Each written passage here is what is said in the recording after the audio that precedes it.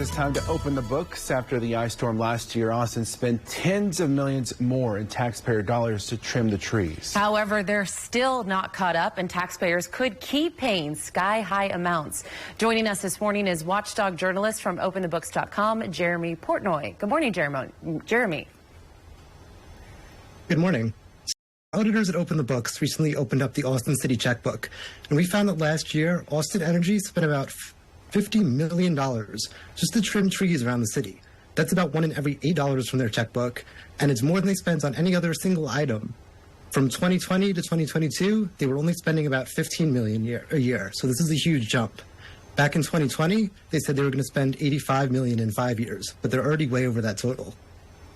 Jeremy, this is a massive spike in tree trimming costs. How did Austin Energy get so far behind? So usually trees are supposed to be trimmed every 5 years. That's the standard for the industry. But back in 2006, the Austin City Council decided to go on a 7-year cycle because some community members got together and they decided they didn't like the way the trees looked when they were cut that often. So Austin Energy was on that delayed cycle. Then last year, a city audit found they weren't even keeping up with that. They were really only cutting the trees every 8 years, every 9 years. But then the storm, it really caught up to them because 10 million trees got damaged, knocked out a bunch of power lines, which Austin Energy says may have happened anyway. But now they have to play what they told us is catch up, and that's going to be expensive. And it could take years until this is finally addressed. Jeremy, Austin Energy says it takes twice as long to trim the trees today than it used to take. Why does it take so long?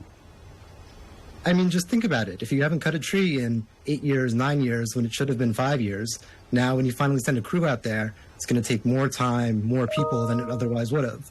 So that means more money from City Council each year that's coming out of taxpayers' wallets and going to Austin Energy so they can fund this issue.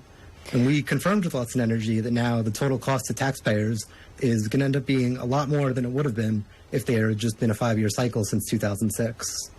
Yeah, spending $50 million on tree trimming, that's a lot of money. How many companies got contracts? So last year, the city paid 11 different companies to trim trees around the city. That's not just Austin Energy, that's across the whole city.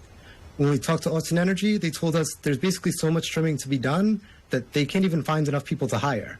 I mean, isn't that crazy? There's not enough tree trimmers in the whole city to take care of this.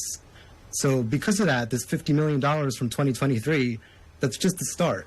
The federal government might reimburse them this year because it's related to the winter storm damage, but it could take them up until 2028 to get caught up, which means probably another $50 million next year, and potentially after that again and again, which again is going to keep coming out of the city council budget instead of going into other services. So this is definitely something that we in Open the Books are going to be keeping an eye on so we can update you on, and we appreciate the opportunity to be here each week and keep informing you about how your money is being spent behind the scenes. Yeah, always good information you share with us. Thank you for chatting with us, Jeremy.